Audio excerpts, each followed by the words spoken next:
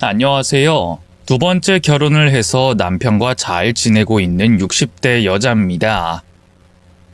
누구나 가슴속에 사연 하나쯤은 있는 법이고, 썰밤에 자신의 이야기를 보내고 싶은 마음은 똑같을 겁니다. 저는 가장 마음이 아팠던 순간과 이겨냈던 사연을 써보려고 합니다. 마지막 역대급 반전도 깃들어 있으니 재밌게 들어주시면 고맙겠습니다. 제 어린 시절 이야기는 생략하고 결혼 후부터 이야기를 시작해 볼게요. 중매로 만난 남편과 결혼 후 수년 동안 아이를 가지려고 해봤지만 5년이 넘도록 소식이 없었습니다. 양가 부모님은 괜히 스트레스 받지 말고 포기하라고 하셨는데 저는 남편과 저를 닮은 아이를 꼭 낳고 싶어서 병원도 다니고 점쟁이를 찾아가기도 했고 교회와 성당, 사찰까지 다니며 아이를 낳게 해달라고 빌었습니다. 그러자 결혼 11년 만인 31살에 딸아이를 낳게 됐네요. 간절히 기다렸던 아이라 정말 그 누구보다 행복했어요. 그런데 남편이 1년 뒤 위암에 걸렸고 수술과 항암 치료를 받아봤지만 버티지 못하고 생을 마감했습니다. 30대 젊은 나이에 뭐가 그리 급했는지 그이는 처자식을 두고 먼저 하늘나라로 떠났답니다. 결국 저 혼자 딸을 키워야 했는데 가장인 남편이 없으니 조금 힘든 상황에 닥쳤어요. 집은 전세라서 1년 더 버틸 수 있었지만 당장 아기 키우는데 들어가는 돈을 마련해야 했기 때문에 경제활동을 해야만 했습니다. 제 친정 부모님은 몸이 약하시고 아프셔서 딸을 돌볼 수 없었고 시댁에서는 남편이 떠난 뒤 저와 딸을 잘 보려고 하지 않으셨습니다. 그러니 제가 경제활동과 육아를 같이 해야만 했죠. 그래서 선택한 일이 집에서 할 수 있는 일을 찾았답니다. 인형 눈알 붙이는 것부터 해서 볼펜 조립과 비닐 포장 작업 같은 것을 했습니다. 매일 트럭을 몰고 온 사장님이 물건을 건네주면 조립을 해서 돌려주는 방식으로 일했죠. 그래서 집에서 육아를 하며 충분히 일할 수 있었습니다. 물론 버는 돈이 적긴 했지만 갓난 딸과 둘이 지낼 수 있을 정도여서 몇 년 동안은 인형 눈알과 볼펜을 조립하며 돈을 벌었네요. 형편상 딸을 유치원에 보내진 못했고 집에서 제가 공부를 직접 가르쳐줬습니다. 그리고 곧 초등학교에 들어가게 되자 시간적 여유가 있어서 인형 눈알 붙이라고 일감 주는 사장님의 공장으로 들어갔습니다. 인형에 손을 채워넣고 재봉틀로 박는 일이었는데 꽤 재밌더라고요. 먼지가 많아서 기관지가 조금 안 좋아지긴 했지만 그 정도는 감수할 수 있었습니다. 인형 공장에서 10수년을 일하고 딸이 성인이 되기 직전의 시기가 찾아왔습니다. 그동안 딸의 대학 등록금을 모아왔기 때문에 대학에 보내줄 생각이었죠. 그런데 딸아이는 대학을 포기하고 일을 하겠다고 하더군요. 엄마, 나 얼마 전에 제빵사 자격증 땄어. 난 나중에 빵집 차릴 거야. 그 전까진 빵집 직원으로 일할 거고. 뭐? 제빵사? 너 그 자격증은 언제 딴 거야? 고3이 그럴 시간이 어딨다고. 실은 학교에서 취업반으로 빠졌어. 엄마한텐 미리 말하지 못해 미안. 그걸 너 혼자 결정하면 어떡해? 그리고 현수가, 혹시 집안 형편 때문에 그런 거니? 그런 거라면 걱정 말아라. 엄마 돈 있어. 너 대학 보내주려고 모아둔 돈 충분히 있다고. 형편 생각해서 선택한 거 아니야. 엄마, 객관적으로 난 공부를 잘 못해. 반에서 중간 정도 하는데 그 실력으로 대학 나와서 성공할 수 있겠어? 그냥 처음부터 하고 싶은 거 하면서 돈을 벌면 얼마나 좋아. 엄마, 내가 빵 좋아하는 거 알지? 그래서 맨날 빵 먹으면서 일하는 직업 택한 거야. 좋아서 결정한 거라고. 아유, 내가 못 살아. 넌 그런 걸 혼자 결정하면 어떡하니? 미안. 엄마가 반대할 게 뻔하니까 혼자 결정했어.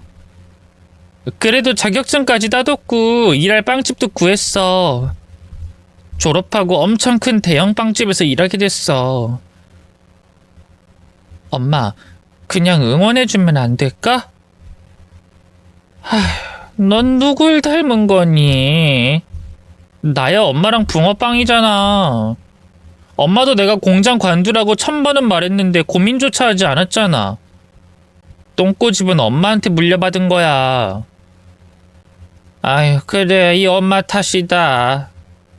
뭐 네가 벌써 진로를 정해놨으니 내가 혼낸다고 달라질 것도 아니니까 잘해봐. 대신 힘들면 언제든 그만두고 다시 공부해야 돼. 알겠니? 난 공부에 소질 없어. 엄마도 내 성적표 봐서 잘 알잖아. 아니, 말이라도 못하면. 아이, 그래, 잘해봐라. 빵집 차릴 때까지 열심히 해봐. 딸은 저 몰래 취업반으로 빠져서 제빵 기능사를 취득했고 일자리까지 구해놨답니다. 대학 보낼 생각에 더 열심히 야근과 특근을 하려고 마음먹고 있었는데 20살이 되자마자 자기 앞가림을 하겠다고 하니 한숨이 나오면서도 기특했답니다. 그렇게 딸은 고등학교를 졸업하고 대형 빵집에 취직했어요. 하루 12시간 근무를 했는데 애 표정이 늘 밝았습니다. 힘들지 않냐고 물었더니 할만하고 재밌다며 제빵 살아길 잘했다며 좋아하더군요. 그렇게 세월은 10년이 흘렀고 제 나이는 60대 중반이 됐습니다. 나이가 들어 공장에서 잘릴까봐 노심초사하고 있었는데 다행히 몇 년 더 일하게 해준다고 했어요. 그리고 딸아이는 그동안 모은 돈으로 자기만의 빵집을 차렸습니다. 제가 조금 도와주긴 했지만 거의 딸의 힘으로 가게를 차렸어요.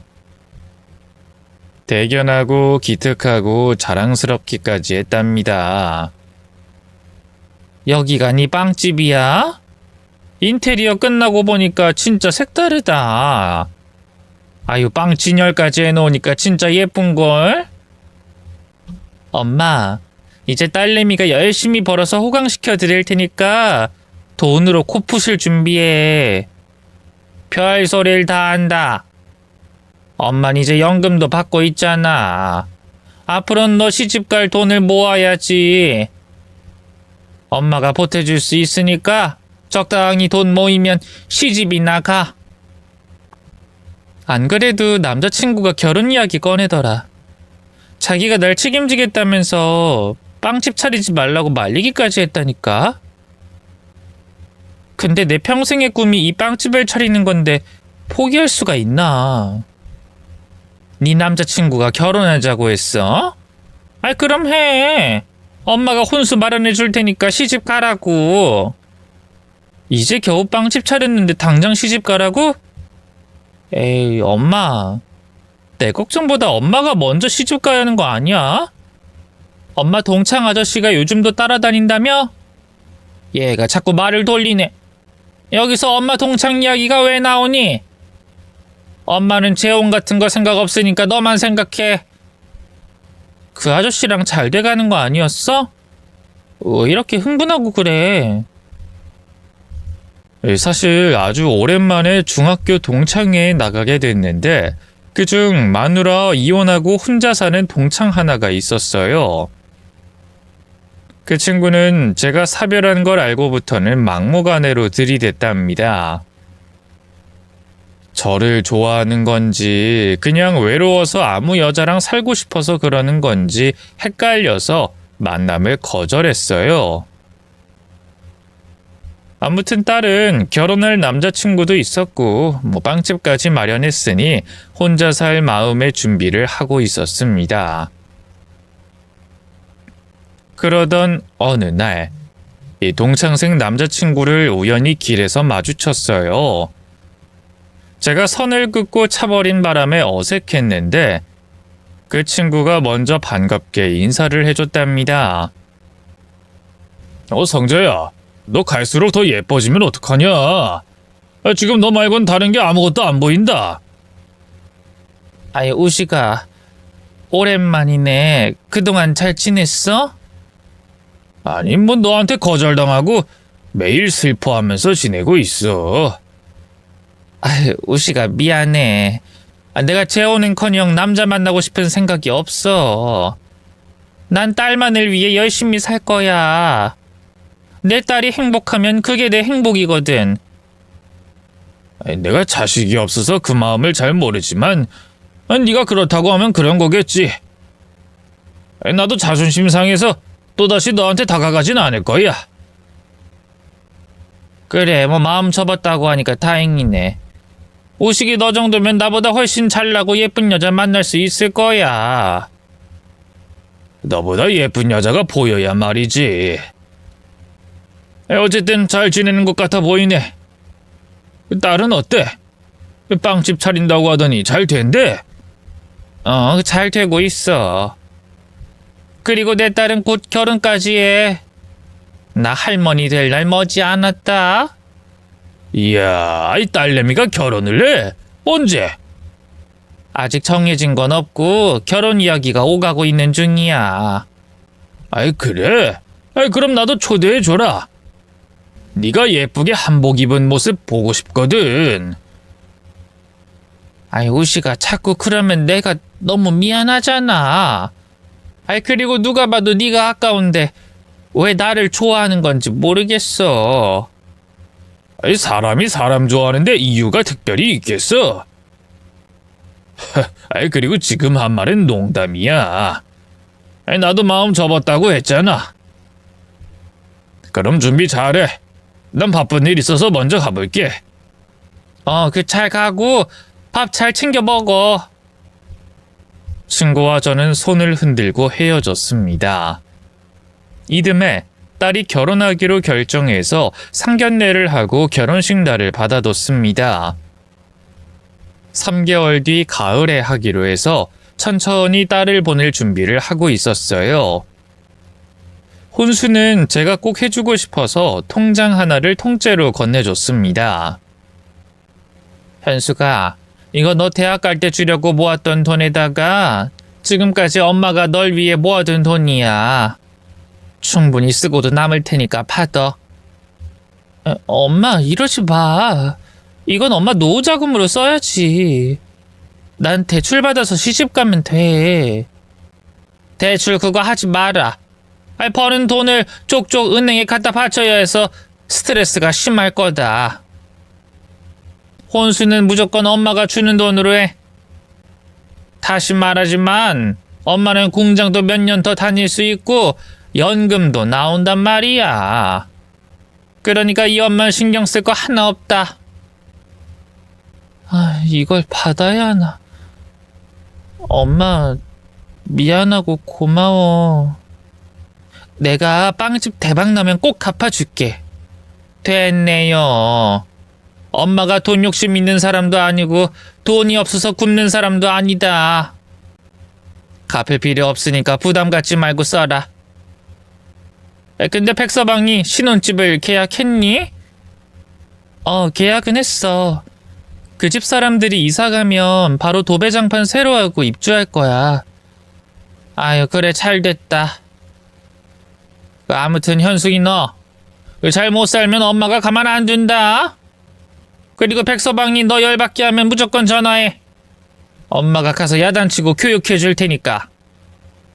그이가 그럴 사람이야? 엄마도 청수씨가 어떤 사람인지 알잖아. 뭐 그렇긴 하지. 뭐 인간성도 좋고 인물도 좋고 직업도 펀드 매니저로 잘 나가고 있으니 더할 나위 없는 사윗감이지.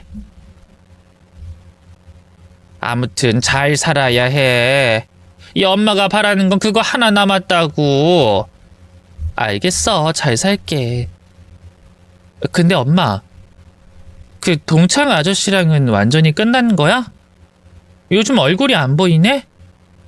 얘는 또 쓸데없는 소리 하네. 아니 무슨 시작을 했어야 끝을 내지. 우린 그냥 동창이자 친구일 뿐이다. 그 이상도 이하도 아니란 말이야. 내가 보기엔 그 아저씨가 엄마 엄청나게 좋아하는 것 같던데. 아쉽다. 새아빠 생길 줄 알고 기대하고 있었는데 꽝이 됐네. 저의 동창 친구가 여러 번 고백을 하며 다가왔지만 저는 남자에 관심도 없었고 그 친구가 훨씬 아까워서 거듭 거절했어요. 공무원 출신에 사업까지 하고 있는 친구인데 공장에서 일하는 저와는 많이 다른 것 같아서 애초부터 연인으로 발전하지 않고 동창회에서나 보는 친구로 남기로 했답니다. 딸이 결혼 준비를 차근차근히 하던 도중에 저에게 갑작스러운 일이 생겼어요. 공장에서 일하다가 화장실을 갔는데 혈변을 보게 됐고 뭔가 이상하다 싶어서 병원에 찾아갔습니다. 의사 선생님은 왜 이제서야 병원에 왔냐고 화를 내더군요. 환자분은 대장암입니다. 그것도 3기라고요. 그동안 아픈 걸 모르셨어요? 네? 암이라고요? 아이 그럴 리가요. 가끔 소화가 안 돼서 소화제를 먹는 것 빼고는 아픈 적이 없었다고요. 당장 입원하시고 빠른 시일 내로 수술하셔야 해요. 아직 전이가 안 돼서 서둘러야 한다고요. 제 두 귀로 대장암이라는 말을 들었지만 믿어지지 않았습니다. 게다가 아픈 것도 느껴지지 않았으니 이 모든 게 꿈인 것 같았어요. 하지만 조직 검사 결과를 보여줬고 제 대장에 생긴 암을 사진으로 보게 되자 바로 수긍하게 됐습니다. 입원 중 먼저 항암 치료 한번 하고 암 크기를 줄이고 수술해보자고 했어요. 그리고 저는 이 소식을 딸에게 전했습니다. 모르게 지나가려고 했는데 아무래도 투병 생활이 길어질 것 같아 모르쇠로 넘어가는 건 아닌 것 같더라고요. 항암 치료 전 병원에 온 딸아이는 저를 붙잡고 오열했습니다. 엄마, 암이라니. 아빠도 암으로 돌아가셨는데 엄마까지 암에 걸리면 어떡해? 아유, 현수가 미안하다. 엄마도 아픈 걸 몰라서 병원에 와서야 알게 됐다. 조금 더 빨리 왔더라면 금세 나을 수 있었는데 이 시기를 놓쳐서 꽤 오랜 시간을 치료해야 한다더라. 그래도 충분히 완치된다고 하니까 너무 걱정하지 마. 환갑 넘은 사람이 암에 걸렸는데 어떻게 걱정을 안 해? 안 되겠어. 나 결혼 미루고 엄마 간병이나 해야겠어. 아이 무슨 소리야. 결혼을 미루긴 왜 미뤄. 엄마도 네 결혼식은 갈 수 있어. 다음 주나 다다음 주에 수술하고 한 달 정도 쉬었다가 갈 수 있다고. 지금 엄마가 혼주석에 못 앉을까봐 안 하겠다는 게 아니잖아.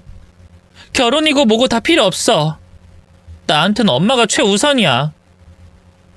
나한테도 현숙이 네가 최우선이야.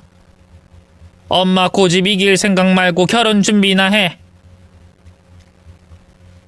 딸과 저는 서로 양보하지 않겠다고 티격태격했지만 결국 저의 고집이 승리했습니다. 딸이 결혼식을 올리지 않으면 도망가 버리겠다고 겁을 줬더니 그제야 제 말을 따르겠다고 했죠. 보름 뒤 대장암 수술을 받았는데 완벽히 제거는 안 됐지만 꽤 성공적이었다고 합니다. 항암 치료를 몇 차례 받으면 완치할 수 있다고 의사가 말했답니다. 딸 결혼식 날에 맞춰서 항암 치료를 한 번 받았는데 그 머리카락이 많이 빠지더군요. 수술 전과 후로 2번의 항암을 받았더니 머리카락이 듬성듬성 빠져서 아예 바리깡으로 시원하게 밀어버리고 가발을 하나 사서 딸의 결혼식을 가기로 했답니다. 딸의 결혼식은 많은 사람들의 축복 속에서 이뤄졌어요. 다만 제가 친구들을 초대하지 않았습니다. 저의 아픈 모습을 보여주고 싶지 않기도 했고 청첩장을 돌릴 여유가 없어서 딸의 지인들과 친구들이 신부 쪽 하객으로 왔죠. 웨딩드레스를 입은 제 딸은 천사처럼 매우 아름다웠습니다. 저는 이 행복한 순간에 웃을 줄만 알았는데 저도 모르게 눈물이 펑펑 흐르더군요. 왜 엄마들이 딸 시집 보내는 날 우는지 이유를 느낄 수 있었죠. 그렇게 예식이 끝나고 신혼여행 가기 전 예식장 앞에서 딸과 사위와 대화를 나눴습니다. 엄마, 신혼여행 다녀와서 엄마 간병할게. 이이도 그러라고 했어. 맞아요, 장모님. 저도 자주 찾아뵙고 기운나게 해드리겠습니다. 아이고 됐네. 둘 다 쓸데없는 소리 말고 신혼여행이나 가. 백서방, 내 딸 잘 부탁하네. 절대 울리면 안 된다. 알지? 네, 그거야 당연하죠. 저희 걱정은 안 하셔도 됩니다. 엄마, 우리 그냥 하는 말 아니야. 여행 갔다 와서 엄마 간병할 테니까 그런 줄 알아. 아이 글쎄 내가 싫다고 하잖니. 얼른 가라. 비행기 시간 늦겠다. 얼른 차에 타. 딸과 사위는 저를 간병하겠다는 확언을 하고 신혼여행을 떠났습니다. 저는 병원으로 돌아가 의사 선생님한테 얼마나 더 오랜 시간을 투병해야 하는지 물었어요.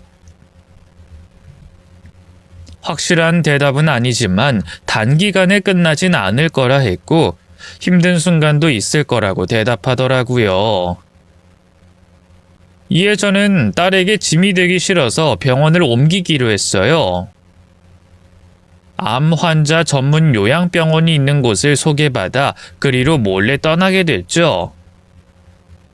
신혼여행에서 돌아온 딸에게 연락이 왔는데 제가 옮긴 요양병원의 위치를 알려주지 않았습니다. 현수가, 네가 엄마 간병할까봐 몰래 옮겼어. 여기가 어딘진 말해주지 않을 거야. 엄마! 이런 식으로 행동하는 법이 어딨어? 너도 맨날 너 하고 싶은 대로 결정하잖아. 우리 모녀가 똥꼬집인 걸 어떡하니? 여긴 간병인이 상주에 있고 전문의 의사도 있어. 다 알아서 해주니까 걱정하지 마라. 엄마가 완치되면 찾아갈 테니까 그때까지 네 서방이랑 멋진 신혼 보내. 알겠냐? 정말 대단하다. 엄마, 병원을 옮겨버릴 줄은 상상도 못했어. 엄마가 이렇게 나오니 내가 뭘 더 할 수 있겠어. 엄마 편한 대로 해. 대신 연락은 매일 해야 해. 알았지? 아유, 그럼 당연하지. 내 딸내미 목소리도 못 들으면 심심해서 살 수가 없잖니. 그러니까 전화하면 제깍제깍 받아라. 알았어. 엄마 많이 아프거나 내가 보고 싶을 땐 언제든 불러. 난 항상 준비돼 있으니까. 그렇게 딸을 피해 요양병원으로 가서 한동안 딸의 얼굴을 보지 못하고 지냈습니다. 매일 전화통화를 하고 싶었는데 항암 치료에 들어가면 너무 아프고 고통스러워서 이를 악물고 누워만 있었어요.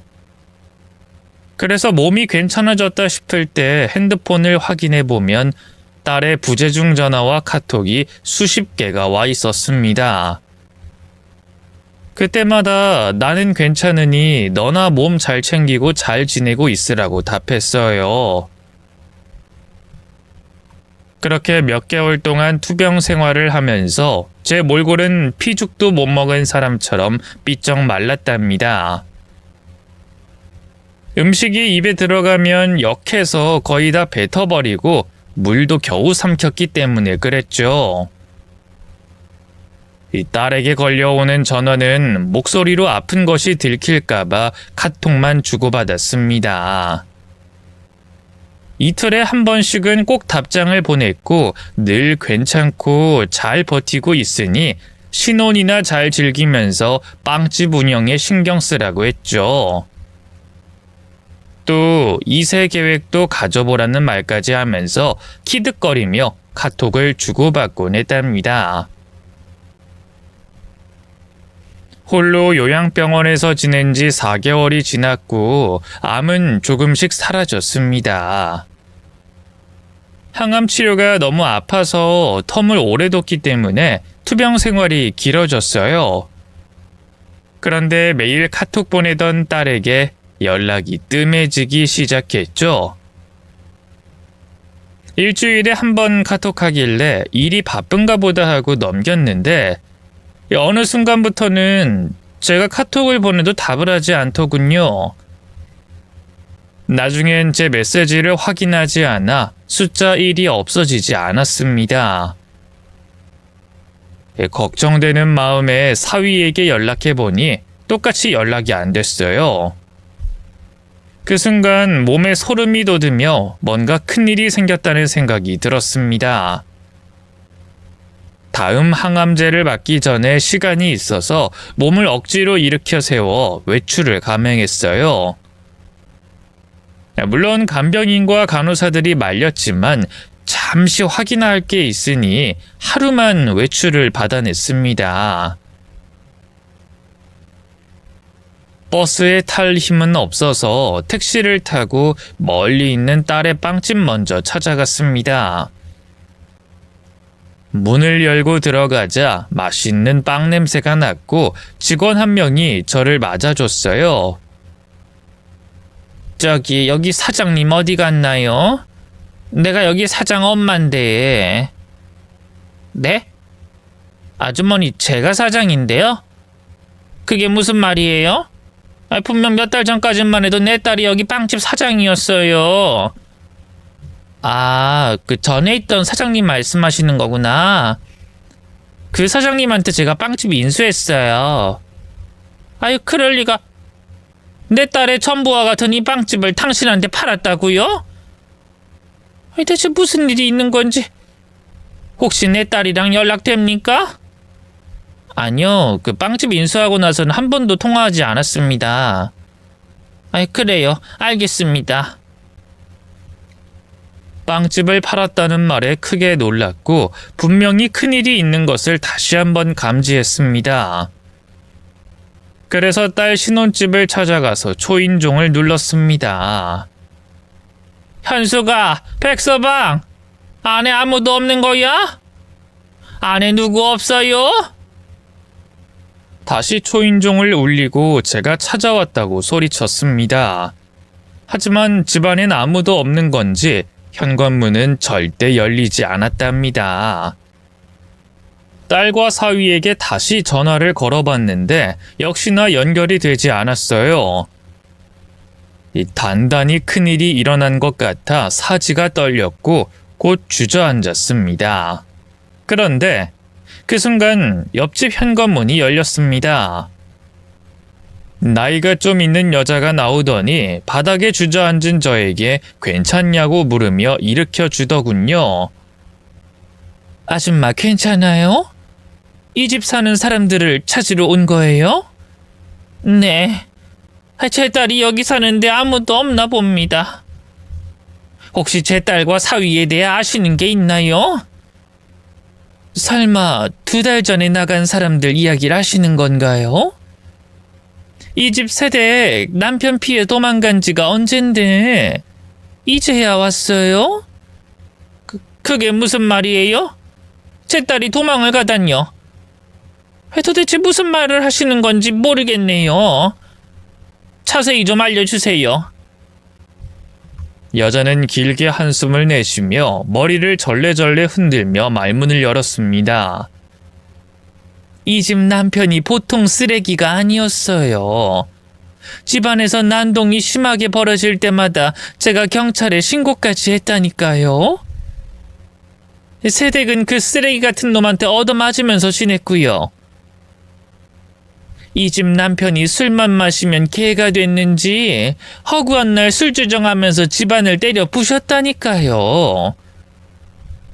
그런데 새댁이 맨날 남편을 봐줬나 봐요. 처벌을 원하지 않는다고 돌려보냈다고요. 아이, 그때 왜 그러는지 이해가 안 되기도 하고 걱정이 됐는데 결국은 도망가고 말았네요. 새댁이 참 딱해요. 그게 사실이에요? 제 딸이 얻어맞고 살았다니 그럴 리가 없는데. 내 사위는 인품 좋고 착한 사람인데. 제가 딸 부부 사진 보여줄 테니 맞는지 확인 좀 해주세요. 저는 핸드폰을 꺼내 급하게 사진을 보여줬습니다. 맞네요. 이 집 부부가 확실해요, 아줌마. 이 여자가 먼저 도망 나가고 한 달 뒤에 남자도 집을 뺐어요. 아마 월세살이를 했을 거예요. 집주인이 와서 이사하는 걸 감시했으니까. 내 딸이 사위한테 맞고 지는 것도 믿기 어려운데 이 집이 월세였다고요? 정말 놀랄 노짜네요. 속이 타들어가는 것 같습니다. 아줌마, 안타깝지만 모두 사실이에요. 그리고 제가 아는 건 여기까지입니다. 딸을 찾으시려면 연락이 닿아야 하는데 경찰서라도 가서 실종 신고라도 해보세요. 아유, 네, 고맙습니다. 그럼 전 이만 가볼게요. 아파트 복도를 네 발로 기어 나오다시피 힘들게 나왔고 엘리베이터를 탄 순간 다시 주저앉아 가쁜 숨을 몰아쉬었습니다. 경찰서까지 택시를 타고 가서 딸 실종 신고를 했어요. 그런데 핸드폰이나 신용카드, 은행 거래가 한 달이 넘게 없었다며 찾는데 시간이 걸릴 거라고 하더군요. 그래서 누구에게 도움을 청해야 할지 떠올려 봤는데 한 사람이 생각났어요. 저랑 잘해보고 싶다는 남자 동창이었죠. 이런 일로 연락하는 게 미안했지만 급한 건 제 딸을 찾는 것이니 바로 전화를 걸었습니다. 제가 연락한 지 30분 만에 경찰서 앞으로 와준 동창색은 제 몰골을 보고 깜짝 놀랐어요. 이성자? 너 성자 맞니? 얼굴이 반쪽이 됐네. 그리고 머리카락은 왜... 오시가, 내가 갑자기 연락해서 놀랐지. 미안해, 내가 조금 급한 상황이라. 성자 너 많이 아파 보여. 어디가 얼마나 아픈 거야? 대장암이야. 수술은 받았고 항암 치료 중이었어. 암이라고? 세상에, 어쩌다가 이 지경이 된 거야? 아이고, 오랜만에 보는데 가슴이 무너진다, 야. 건강하게 지내면 내 속이 이렇게 타들어가진 않았을 거야. 날 차버리고 잘 살았어야지. 이게 무슨 꼴이야? 미안, 우시가. 정말 미안한데 내 상황보다 내 딸이 지금 위험한 것 같아. 도움을 청할 곳이 너 말곤 떠오르지 않았어. 너 아직도 탐정하고 있는 거지?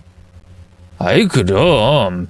형사로 은퇴하고 밥벌이 하려면 계속 일을 해야 하니까 불륜 사건만 들어와서 문제긴 한데 그래도 할만해. 그래서 내 탐정의 도움이 필요한 거구나. 경찰서 앞인 걸 보니 해결이 안 된 모양이네. 무슨 일이야? 내 딸이 연락도 안 되고 신혼집에도 없어. 어디로 사라졌는지 찾아야 하는데 경찰도 기다려야 한다고 해. 그래서 너한테 연락했어, 우시가. 아이, 딸이 결혼했어? 날 초대 안 한 이유는 묻지 않을게. 그때 내가 암투병 중이었어. 동창들에게 청첩장 돌리지도 못했어. 너만 초대 안 한 거 아니야. 에이, 그래. 아무튼 연락 잘했다. 내가 다른 건 몰라도 사람 찾는 건 도사거든. 근데 무슨 사정인지부터 말해봐. 그래야 찾는데 큰 도움이 되니까. 저는 동창 오시기에게 제 딸의 빵집이 넘어간 것과 신혼집에서 사위에게 맞고 살았다는 이야기를 서슴없이 말해줬습니다. 제 말을 끝까지 들은 친구는 사위 이름 석자를 묻더군요. 네 사위 이름이 뭐야? 백민호. 직업은 펀드 매니저라고 했어. 직업은 얼마든지 거짓말할 수 있는 거니까 신뢰하지 마. 아무튼 정보는 다 알았으니까 바로 찾아보도록 할게. 그 전에 네가 머물 곳이 필요하겠어. 내 집에 가서 기다리는 게 어떠니? 간병인 한 명 붙여줄 테니까 일단 가서 쉬도록 해야겠다. 아유, 미안하고 고맙다. 내가 널 거절했는데도 도와주는 걸 보니 넌 마음이 참 넓은 사람인가 봐. 그건 나중에 대화하고 일단 하나씩 일을 처리하자. 먼저 내 집으로 가자. 친구는 저를 업어서 차에 태웠고 본인 집으로 데려가 간병인을 불러줬습니다. 저는 몸을 뉘어서 떨리는 가슴을 진정시키며 연락을 기다렸답니다. 이틀 동안 누워서 기다렸더니 친구가 절 데리러 왔습니다. 성자야, 네 딸 찾았다. 어디에서 머물고 있는지 알았으니까 그리로 가볼래? 정말? 그래, 그리로 가자. 내 딸이 안전한지 무사한지 봐야겠어. 그래. 난 자식이 없어서 잘 모르지만 네가 지금 많이 괴롭고 힘든 건 알 것 같다. 곧 만날 테니까 기운 내. 동창의 도움으로 찾은 딸을 보러 차에 올랐고 한참을 달려 산동네에 도착했습니다. 네 딸은 저기 고시원에서 지내고 있어. 내가 부축할 테니까 천천히 가보자. 고시원에 있다고? 도대체 무슨 일이 있던 건지 얼른 가보자. 이윽고 고시원에 들어가자 관리 총무가 용건을 물었고 친구가 탐정 신분증을 보여주며 제 딸의 방을 알려달라고 했습니다. 허름하고 곰팡이 냄새가 심한 복도를 걸어 딸이 있다는 방을 두들겼습니다. 현수가, 엄마다. 엄마가 왔어. 그러자 문이 스르륵 열렸습니다. 현수가, 너 얼굴이, 몸이 왜 이래? 엄마, 미안해. 이런 모습 보여서 정말 미안해. 아니야. 넌 잘못한 거 하나도 없어. 내 새끼 이리 와. 엄마가 안아보자. 제 품에 안긴 딸은 펑펑 눈물을 쏟아내며 한참 동안 말을 하지 못했습니다. 진정이 된 딸을 고시원 밖으로 데리고 나와 식당으로 들어갔어요.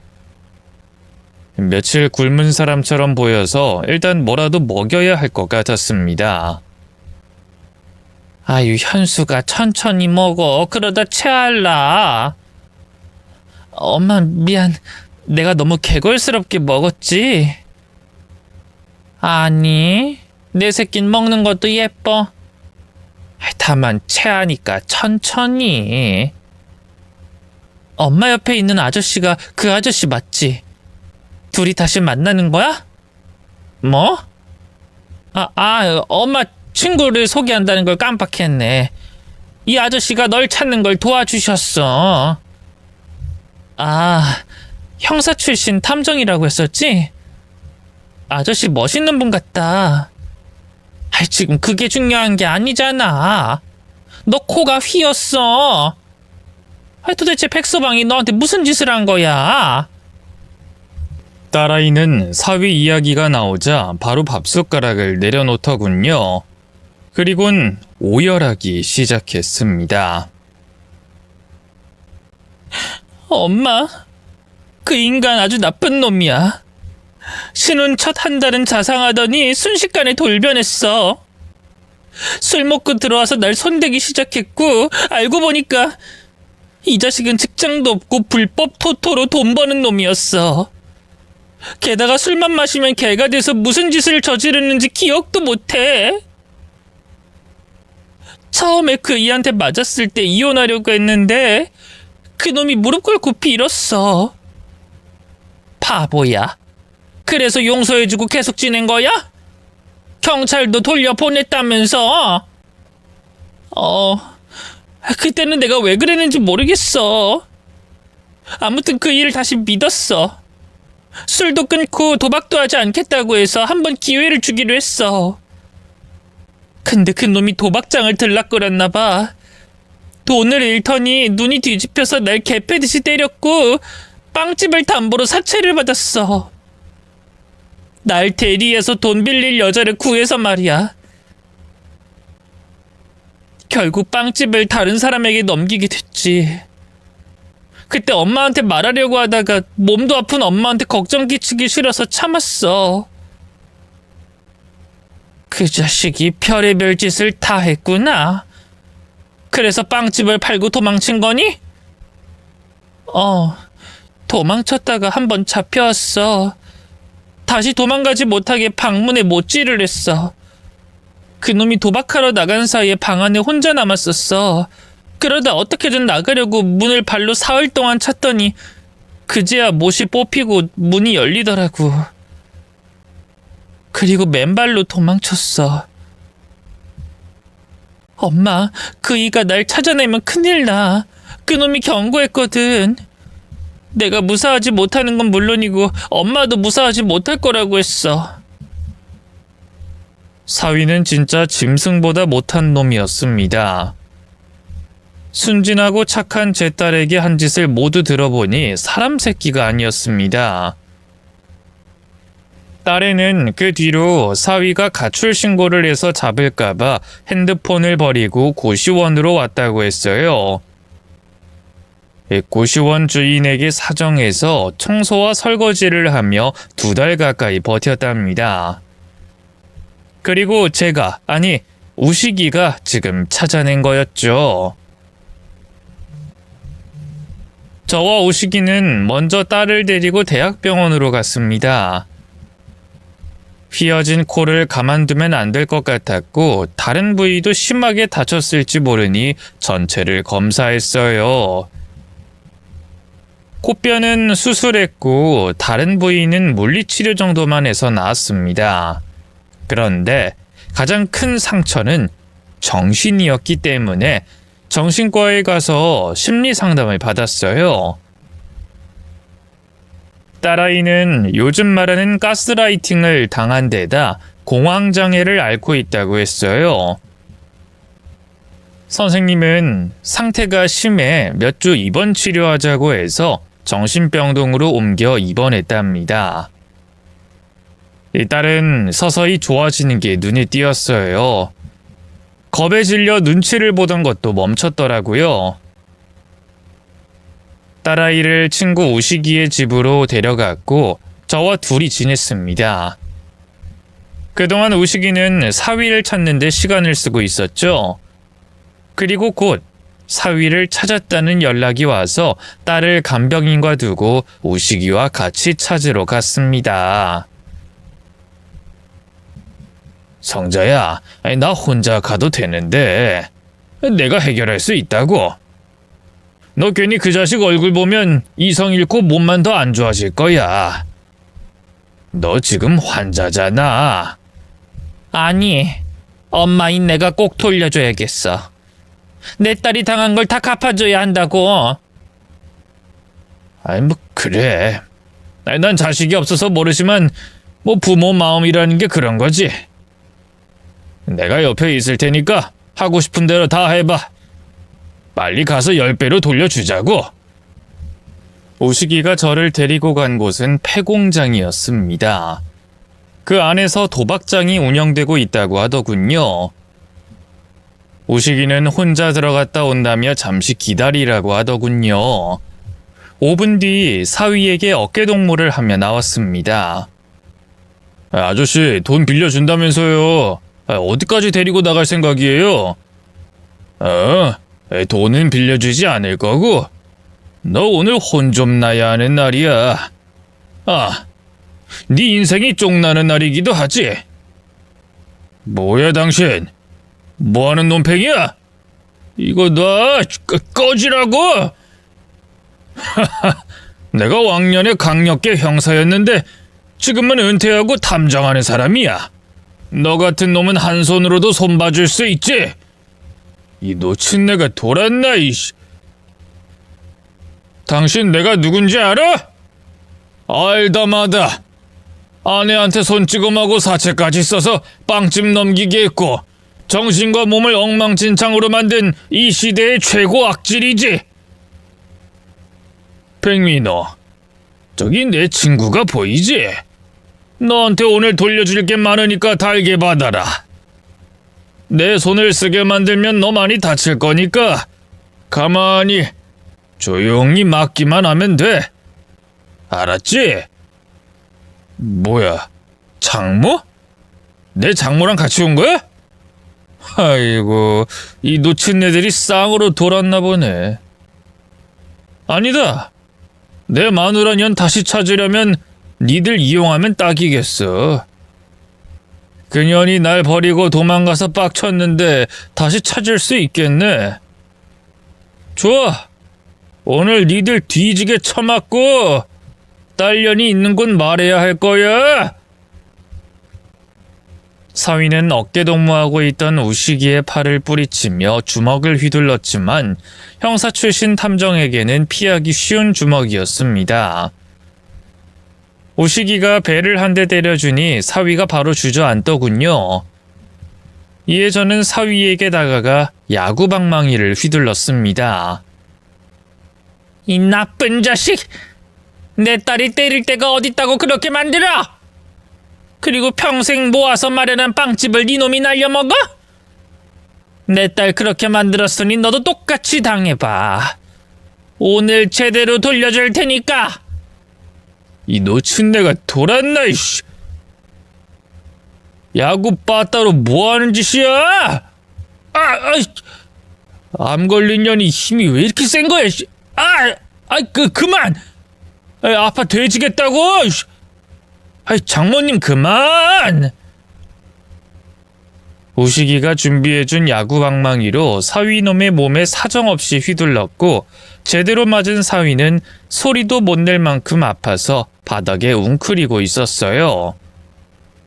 하지만 화가 풀리지 않아 더 힘차게 그놈을 응징했죠. 장모님, 그만하세요. 내가 잘못했어요.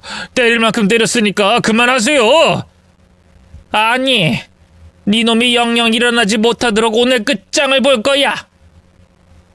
에이 성자야, 그만해. 이러다 진짜 초상 나겠다. 지금 내 후배 형사들이 여기로 오고 있어. 도박장 덮칠 거고 이놈도 잡혀갈 거야. 네 딸이 당한 일을 다 증명했으니까 아마 징역 갈 거야. 그거로도 모자라 난 이놈이 지옥으로 떨어졌으면 좋겠다고. 그건 걱정하지 마. 내가 형사 시절에 감옥에 넣은 흉악범들한테 이야기해줄 거야. 생지옥이 뭔지 확실하게 느낄 수 있으니까 넌 그만해. 이러다 너도 잘못될 수 있어. 우식아, 이놈이 감옥에 가면 어떻게 지내는지 매일매일 알려줘. 잘 산다는 말이 들리면 내가 감옥에 쳐들어가서 이놈 없애버릴 테니까. 그래, 알겠어. 흥분 가라앉히고 물 좀 마셔. 다 됐어. 이제 충분히 돌려줬으니 형사들에게 맡기자. 제가 진정하고 나니 온몸에 힘이 풀려서 쓰러졌어요. 암 환자가 그렇게 힘을 썼으니 그럴 만도 했죠. 잠시 후 승합차 여러 대가 오더니 형사들이 도박장을 덮쳐 모두 체포했고 저에게 얻어터진 사위놈에게도 쇠고랑을 채웠습니다. 아이고 이놈 많이 맞았나 보네. 선배님 너무 심한 것 같은데요. 아이 김영사, 도박장에서 싸우다가 이렇게 된 걸로 해줘. 괜히 네 여자친구 곤란하게 하지 말고 부탁해. 아이 선배님 애인이시구나. 네 그렇게 할게요. 중간에 보고 좀 해줘. 이 개자식이 어떻게 되는지 알아야겠으니까. 친구 우식이가 아니었다면 아무것도 하지 못했을 겁니다. 제 딸을 찾아준 것과 치료해준 것, 그리고 사위를 찾아 응징까지 해줘서 정말 크게 고마웠답니다. 친구와 집으로 돌아가 딸에게 안심말하고 일러주며 사위가 체포된 걸 설명해줬습니다. 제가 흠신 두들겨 패준 이야기도 아주 길게 해줬어요. 그러자 딸아이는 울먹이며 고맙다고 제 품에 안겼습니다. 얼마 뒤 사위는 재판을 받게 됐는데 도박 혐의로 이미 5년형을 받았는데 제 딸에게 한 짓으로 7년형을 추가로 받았어요. 12년 뒤에 감옥에서 나와 활개칠 걸 생각하니 그다지 큰 벌로 느껴지지 않았습니다. 아무튼 그렇게 사위놈의 재판이 끝나고 딸과도 법적으로 남남이 됐습니다. 그리고 저는 병원에서 항암 치료를 이어받았답니다. 제 곁에는 딸과 친구 우식이가 있었어요. 엄마, 많이 힘들어도 견뎌야 해? 이제 거의 다 왔어. 선생님이 조금만 더 버티면 완치할 수 있다고 했어. 성자야, 너 완치되면 나한테 쉬지 마라. 내가 옆에서 아프지 않고 행복하게 해줄 테니까. 남은 인생 같이 살아보자고. 우리 딸도 고맙고 우식이도 고맙네. 그래, 꼭 버텨서 건강해질게. 그리고 우식이 너한테 시집도 갈게. 꼭 받아줘라. 아이, 그럼 나랑 약속한 거다. 물리기 없기다. 당연하지. 내가 이번 계기로 우식이 네가 얼마나 멋지고 대단한 사람인지 알게 됐는데 어떻게 포기하겠니? 너나 나중에 딴소리 하기 없기다. 딴 여자 생겼다고 나 버리면 안 돼. 우리 둘은 꼭 결혼할 거야. 알겠어? 아이, 그래. 아이, 너무 고마워서 눈물 나올 것 같다. 성자야, 나한테 시집 오려면 조금만 힘내. 넌 끝까지 잘 버틸 수 있을 거야. 우식이는 민머리에 하얗게 질리고 피골이 상접한 저를 그대로 좋아해주고 사랑해줬습니다. 이런 남자는 세상 어디에서도 만날 수 없었으니 절대 놓치지 않기로 했답니다. 약 8개월을 더 치료하고 나서야 완치 판정을 받았습니다.